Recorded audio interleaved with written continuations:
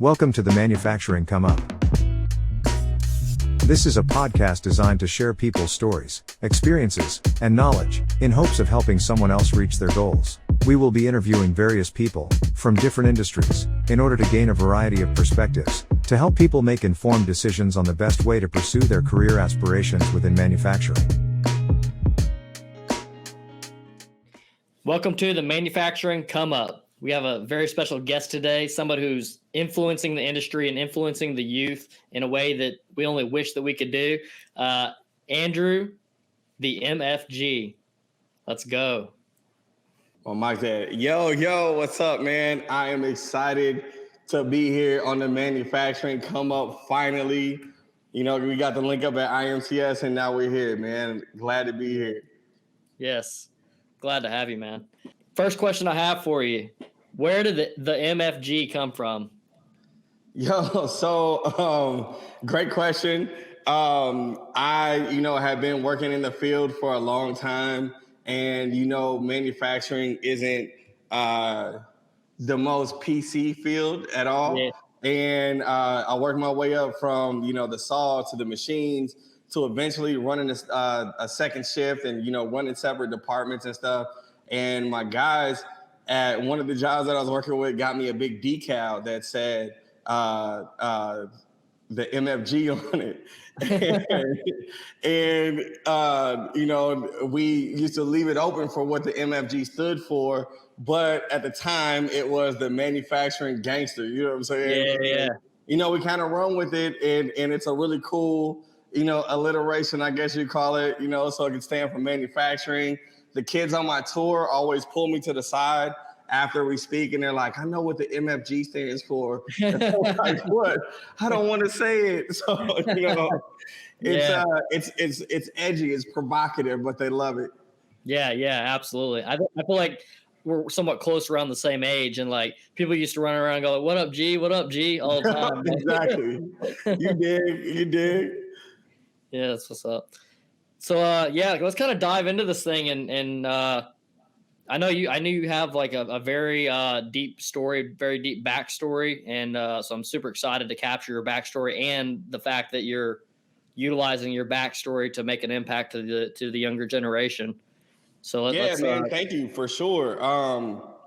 This episode of the Manufacturing Come Up is sponsored by Elite Automation. We specialize in robotic applications as well as the design and manufacturing of the weld fixtures within the robotic application. We also are focused on AMR technologies. Got the AMR right here, got the UR right here, collaborative robots. I've been forgetting those because we're really focused on working with newer technologies, so that way we make sure that we have the newest tools in the industry to be able to help other manufacturers grow in their business, and also can deploy the most robust and the most efficient systems for our end customers. So if you'd like any more info or to request a quote, email rfq@eliteautomationusa.com. It was, a story that we hear all too much these days, right? And, with the way that the world is kind of going right now, where people don't know about the good jobs that are out there. And, there's kind of like a scarcity mindset, and, crime is on the rise. This is the perfect time to, get my story out there, because there's a lot of people that can identify with it.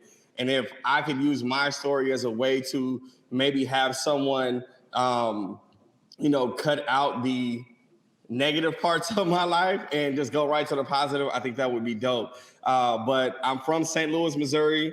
I don't know when this will be dropping, but it's definitely Red October. Go Cardinals. We're doing our thing. So I had to represent. But, the unique thing about St. Louis, Missouri is it is one of the biggest, fastest growing tech cities. They call it the Silicon Valley of the Midwest. But at the same time, we're one of the highest crime rates for the past 10 to 15 years running, even before that, right? And our city is really, really segregated financially and racially, and because of that, I was in a school where there wasn't a lot of opportunity or access growing up. And looking around me, there wasn't a lot of people that had, careers or like even good paying jobs, right? And I didn't think that I had an opportunity to really be anything in life other than what I saw. And because of that, I lived a fast life early. And when I was 18, I found myself with a child and 2 felonies. I was in and out of jail, and I just, kind of hit a brick wall, man. And I didn't think that I had a lot of opportunities or options. And contrary to what I'm saying, there might have been people that came to our school and like try to talk to us, but to be honest, they didn't look like me and they didn't speak my language. So I probably went for the free pizza or whatever the food was for that day because I didn't eat. And then, whatever they were talking about went in one ear and out the other.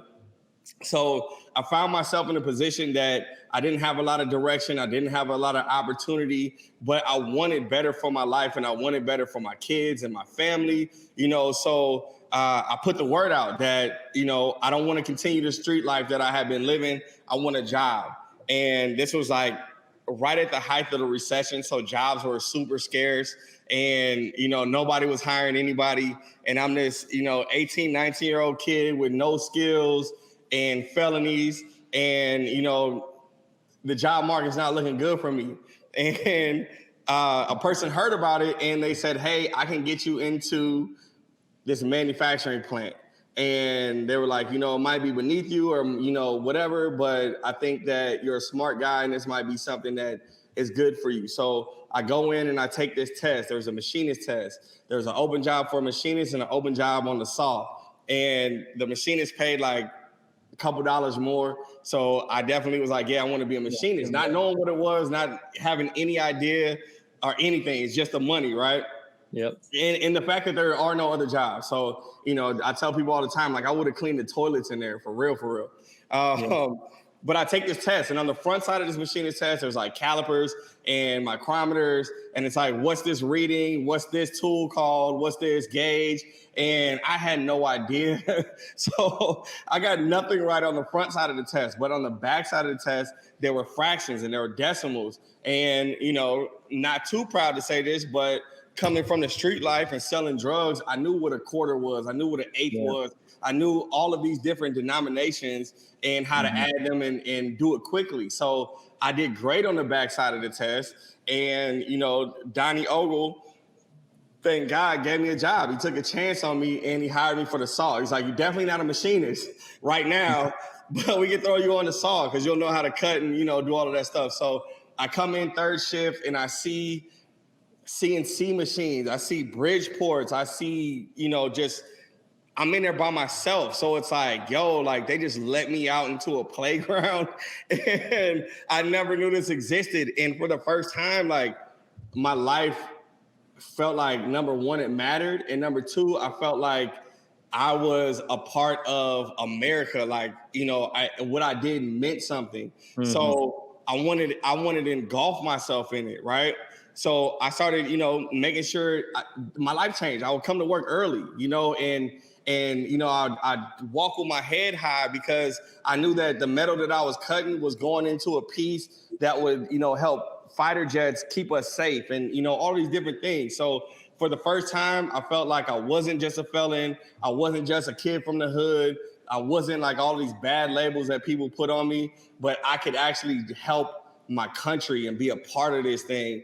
And that just gave me pride, man. And it gave me like, integrity and just made me feel like a real human being. So, taking that feeling and going to work every day, I would watch the guys come in on first shift. And, first shift is usually like the OG machinists, like they work their way there, and, I would like pretty much beg after I clocked out to stay around and learn from these people because this was my safe haven. You know what I'm saying? Like out in the streets, I knew what I was facing. I knew the temptations. I knew, the dirt that I had caused and the people around. But if I could stay here and just learn as much as I could, this was paying, my bills. It was taking care of my family. It was keeping me out of the streets.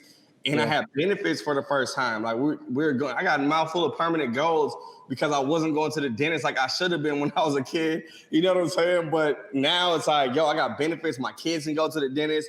They're healthy. Like life is just amazing. So I wanted everything to do with manufacturing.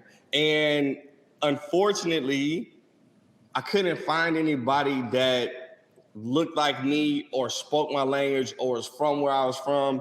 to help me get these skills. And I had to deal with a lot of, unfortunately, like the isms. I had to deal with a lot of racism. I had to deal with a lot of, sexism. There was one lady in the shop, and because we were dealing with some of the same things, she kind of latched on, and this older lady, Bobby, started showing me some things. And then, as I started learning and showing my worth and that I wanted to learn, I started bringing donuts and coffees to the old Polish guys on the manuals and dodging their wrenches and stuff, and just filling up notebooks. And eventually, I got to go get tools, and I learned the old school way of, machining and this craft and this art. And I just felt like, man, I want to be here.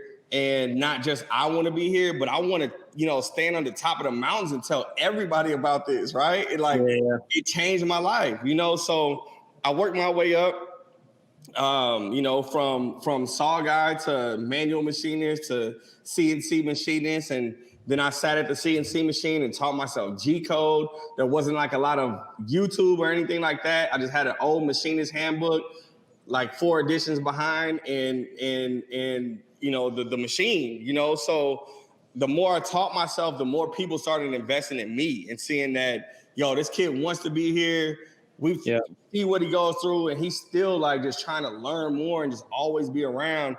And from there, people started, kind of sewing into me. So went to MIT, went to, University of Buffalo for digital design. And I just started getting more skills and adding them to my skill set.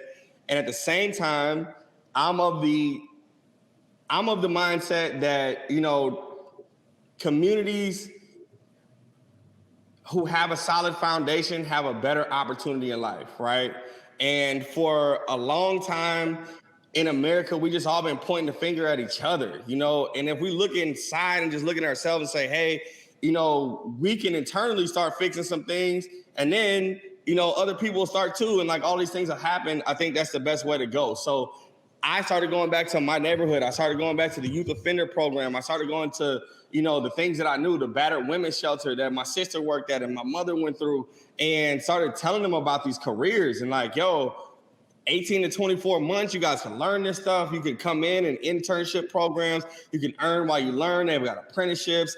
And I just started teaching people lightly these skills and these trades. And my name started kind of bubbling there. At the same time, I'm gaining the trust of the people I'm working with. I'm showing them how great of a worker I am.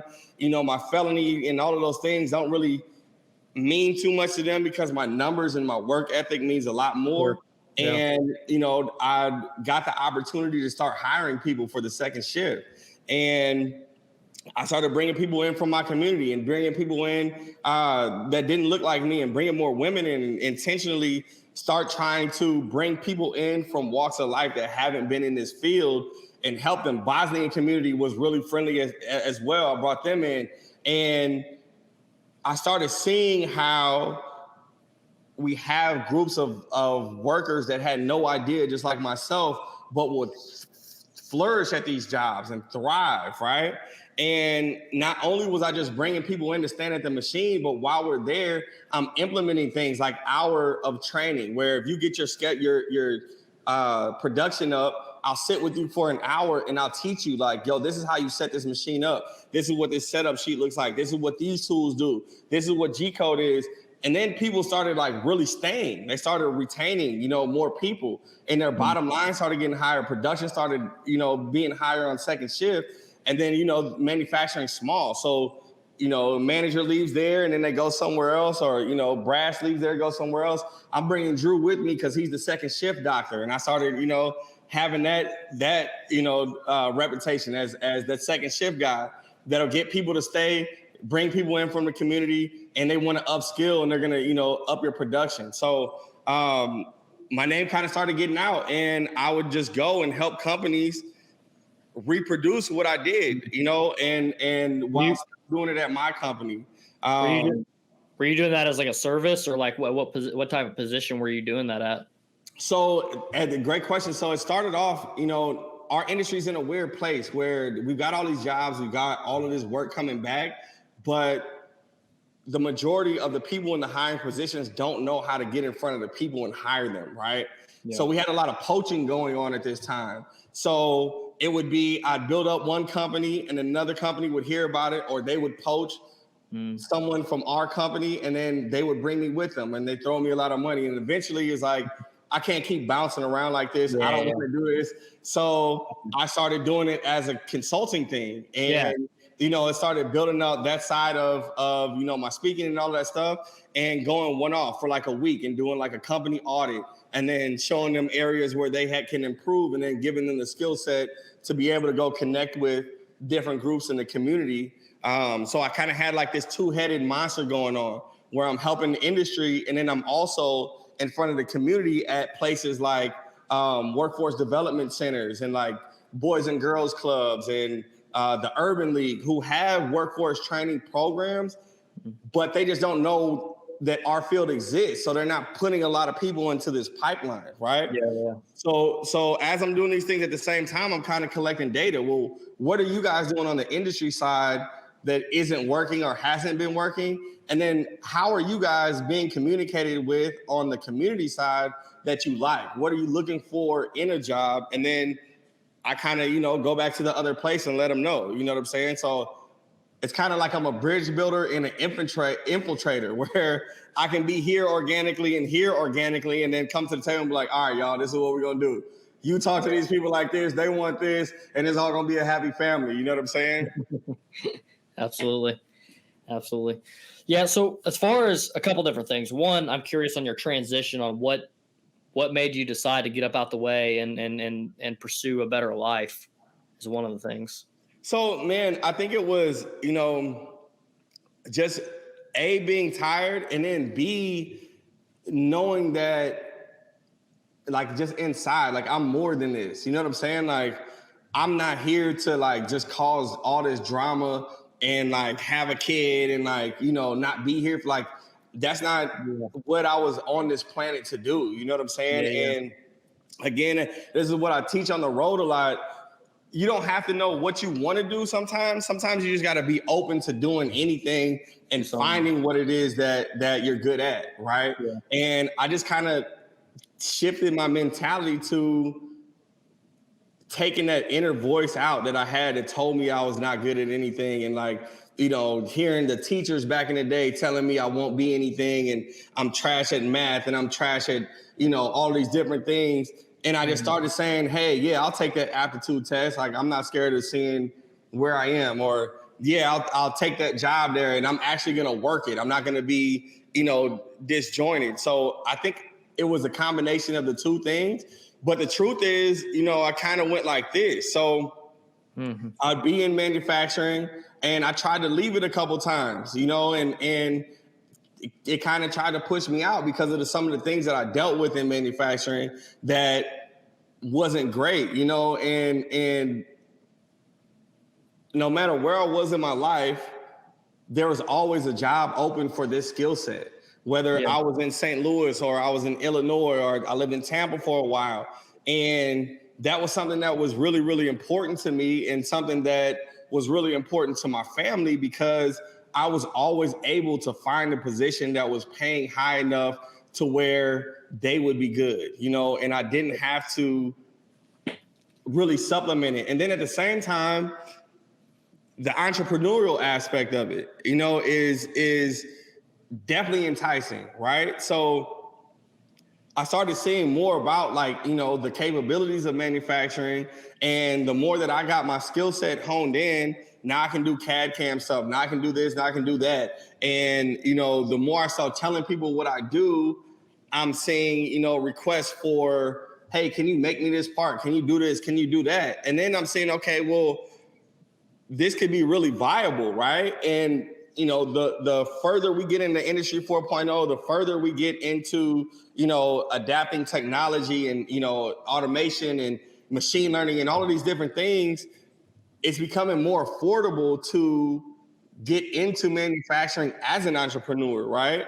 And in the communities that I come from, being able to have something that produces a product, and then you can hire a bunch of people to help, make, ship, sell, all of those different things, that is something that can turn a community around really, really quickly, right?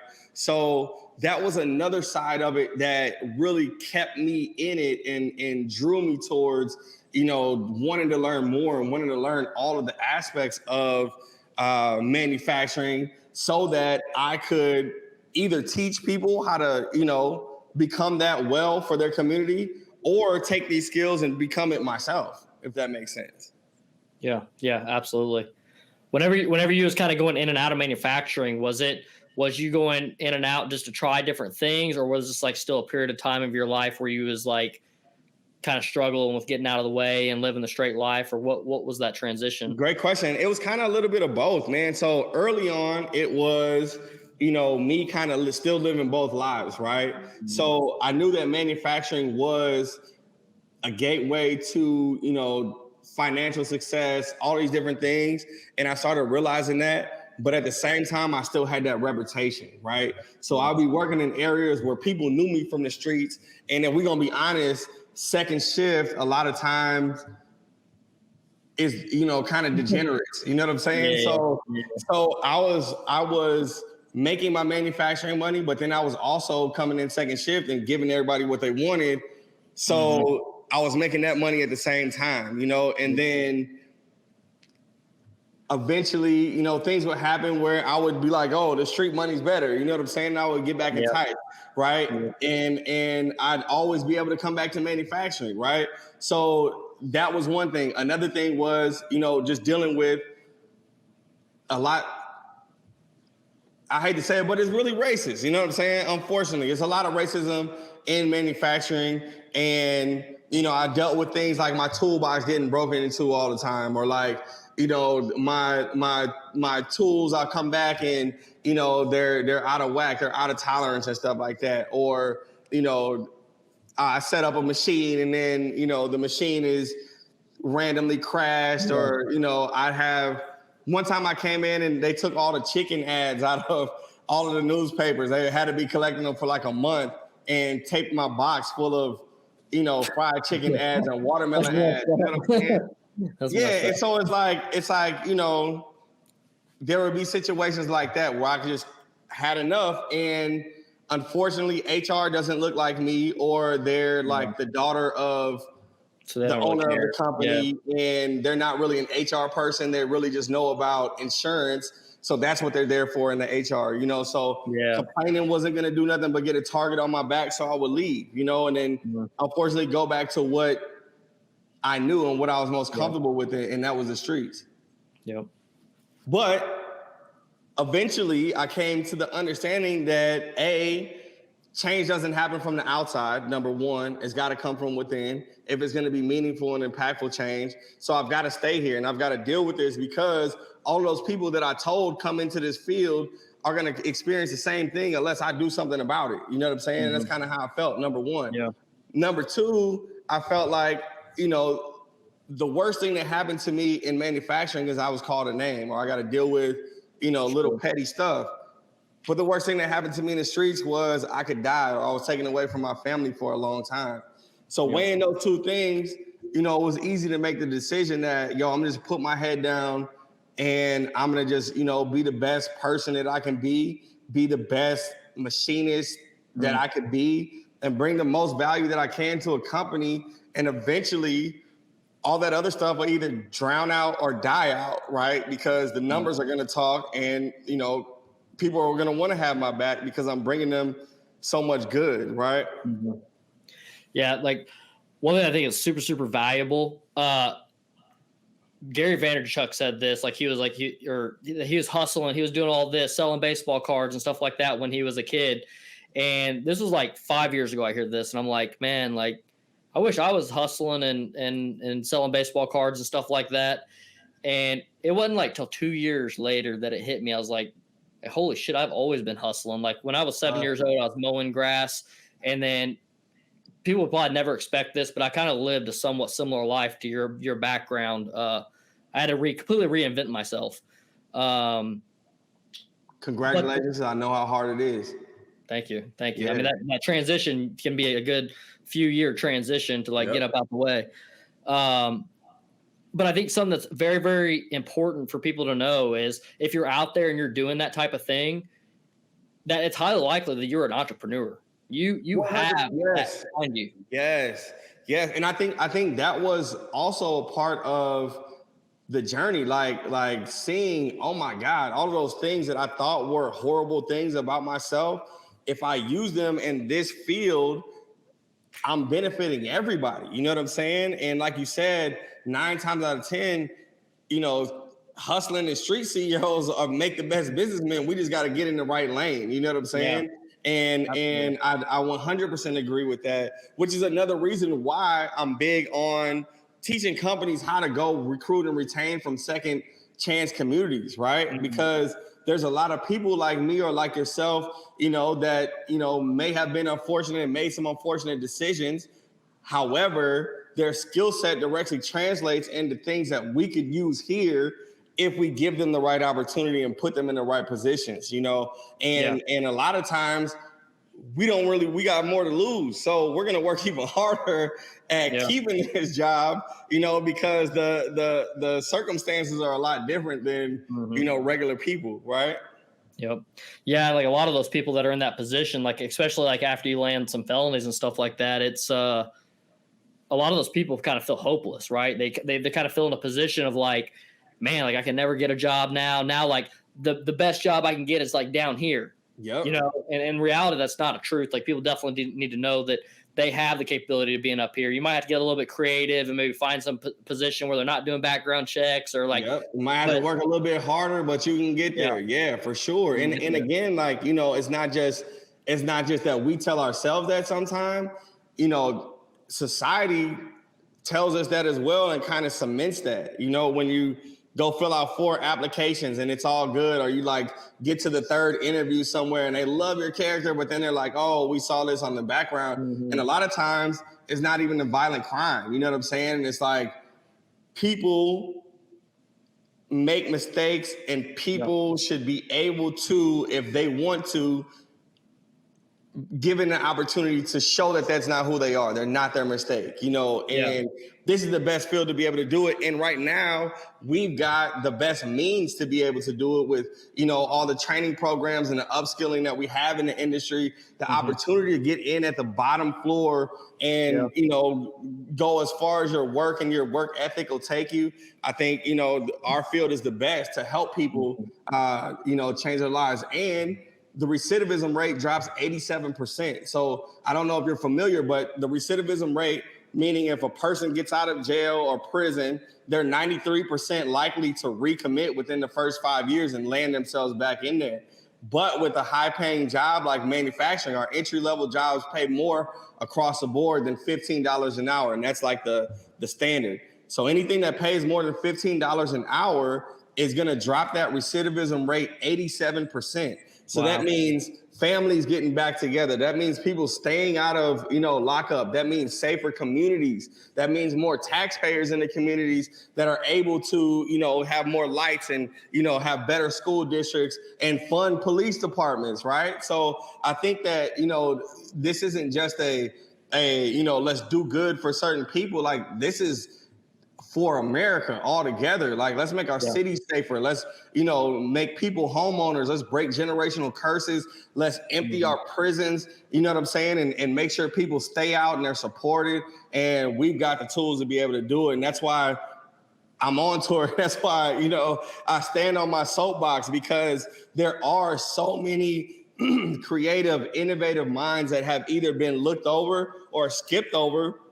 And our industry not only needs them all, but our country needs them to be there and be pushing, our stuff forward and taking the ideas. Everybody's an inventor. Everybody's got an uncle or a cousin or somebody that's got, this crazy idea that could be something, right?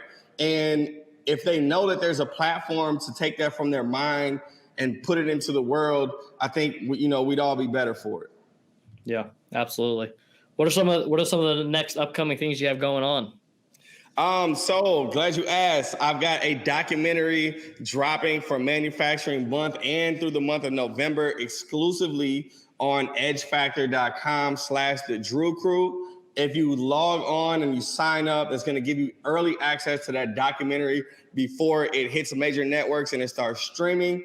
You can get it there. The cool thing about that documentary is it shows you my career journey, and then it also gives you 5 days worth of challenges and exploration tools and career exploration tools to see what you'd be best at, or kids will be best at, or, you know, if you're a teacher, what your students will be best at. And then you can start, you know, having these conversations and building, you know, this community and this ecosystem yourself. So that is out October, November for free. At the same time, I am on Project MFG's Clash of Trades. It's an integrated manufacturing TV show where we have competitors in teams of 4 compete for $100,000. We had 126 schools and teams last year competing, and Southwestern Illinois College was the grand prize winner of the $100,000. They'll be back next season to, you know, fight it out and try to, you know, keep that belt and win another 100,000. But if you're a school that, you know, has a good manufacturing program or has a manufacturing program at all, we want you guys to sign up for this season coming up. It's $100,000 to the team and $100,000 to the school. So this is a way to jumpstart your program. This is a way to get some exposure on your program. If you are a manufacturer that's looking for the best of the best, this is like a working resume. You can watch our episodes and you can see kids in your area competing in real life examples of what goes on in the shop. So we've got, you know, they got to engineer a part. They would throw problems in the way. They've got to, you know, clock in and clock out and keep the cost down, not buy a bunch of tools and materials. And, you know, it's just an amazing thing. At the same time, I am at the end of my American Manufacturing Renaissance Tour for 2022. We're going to wrap with stops in Philly, Kansas City, Phoenix, and Pittsburgh. And we are now booking dates for 2023. It's a big blessing. So if you'd like the American Manufacturing Renaissance Tour to come to your city, or you'd like to sponsor the American Manufacturing Renaissance Tour in all of the cities, hit me up now. Dates and sponsorship packages are going to go fast. They went fast last year. We want to make sure everybody has an opportunity. So holla at your boy. Yeah. Where can people find you at? You guys can find me at the-mfg.com, or you can find me on LinkedIn. My name is Andrew Crowe, Crowe. Connect with me there. The CNC MFG on YouTube and other socials. IG, TikTok is popping again.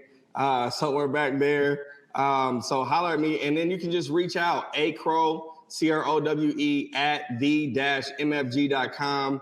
I'd love to, you know, book an appointment to introduce myself and work with everybody, man. This is something I'm trying to spread. The mission is for the whole United States, and we all better for it.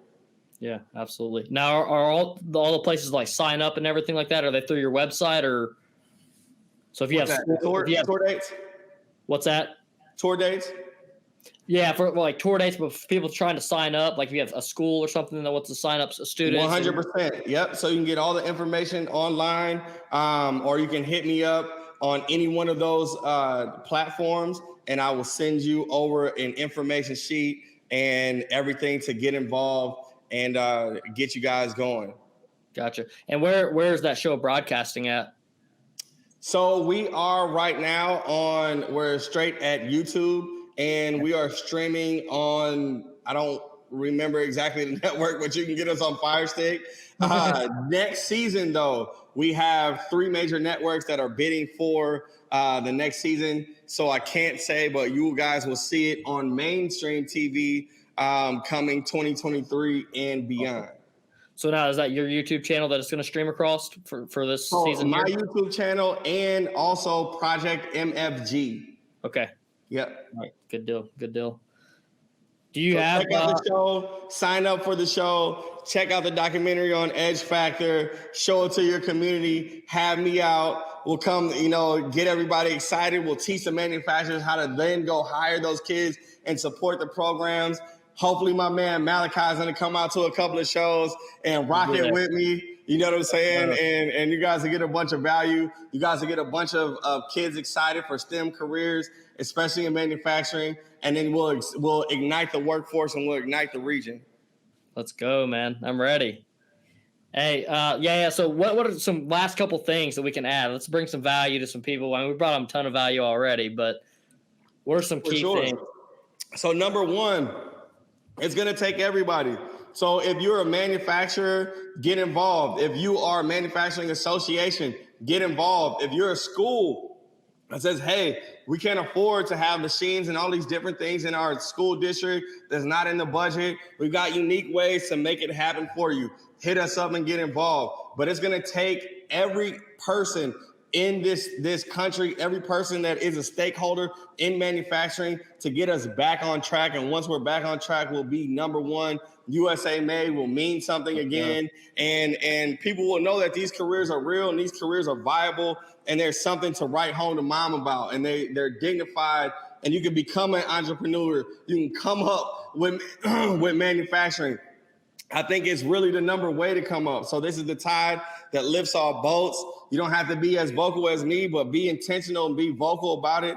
Get out in your community and talk to the people. If you're not doing a manufacturing day, we've got resources for you, but get people into your shops, even if it's 1 or 2 people this year, and just consistently grow that thing every year. And together we can close the skills gap. Together we can be the number one advanced manufacturing nation, and everything will be good again.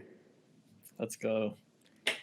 Yeah, and also too, feel free to reach out to us as well, because we're connecting with different people such as Andrew and Jeremy for just all these individuals that are really just trying to grow this community and trying to really spark up and fire up the youth, the manufacturing space, and just create this awesome ecosystem. And like, to be honest, like those are probably the most important people that I even want to be connected with, right?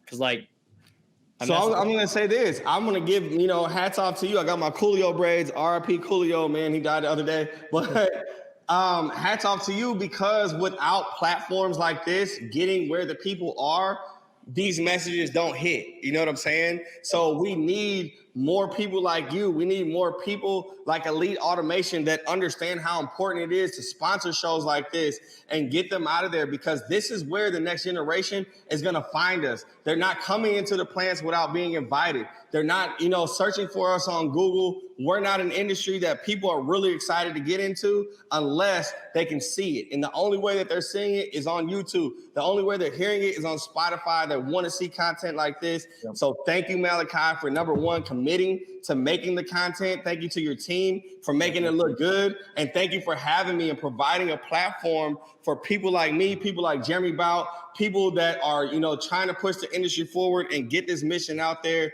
a voice and a place to do it. You're equally as important, if not more. So thank you for that. Thanks, Andrew. I appreciate it. And yeah, thank you, team behind the scenes. They did a great job pulling this thing off as quickly as they did. Yeah, dude, I'm just excited for the things coming up. And also, too, like as popular as we are on LinkedIn, the funny thing is like those are the people that have probably already made the transition. So it's like super important that we're like still publishing on Facebook, on the YouTube, like all these other platforms to be able to get in front of those people that are not on LinkedIn yet. We got to get them there. 100%. And again, consistency counts, especially right now. So in our field, all of this is new. Influencers are new. Content is new. So kids aren't going to attach to it right away. The youth isn't going to attach to it right away. New people may not attach to it right away, but you got to keep putting it out there. You got to keep chipping at that iceberg, because when it comes, it's going to come in waves, and people are going to see where they are now, and they're going to go back and go look at all of the other content that you have, right? Yeah. So if we say, hey, 10 people, 50 people are watching it, we didn't get that many likes, don't give up, and not you, but everybody. Yeah. These are the machine shops. If you're putting out videos of what you do, you're putting out, different content to get the eyes on you, we need more. We need consistency, and we got to keep at it. We're not going to get the same numbers as the rappers and the twerkers. We're not going to get the same numbers as, the people that are on TikTok acting a fool, but it'll be there. So, as long as we have that united front and we're all consistently, working with each other and building up, our industry as a whole and building out our content as a whole, the more eyes will be on it and the more quicker we'll be able to, pull those people in that we need and turn this thing around and keep it going. Absolutely. Absolutely. Thank you, Andrew. I appreciate having you on the show today, and I'm sure we'll link up again. For sure. Hey, real quick before I go, I know he already said it, but reach out to Malachi. If you want to be in this seat, it's a great seat to be in, and I'm sure he'll line you up, man. So get on the show. Let's go.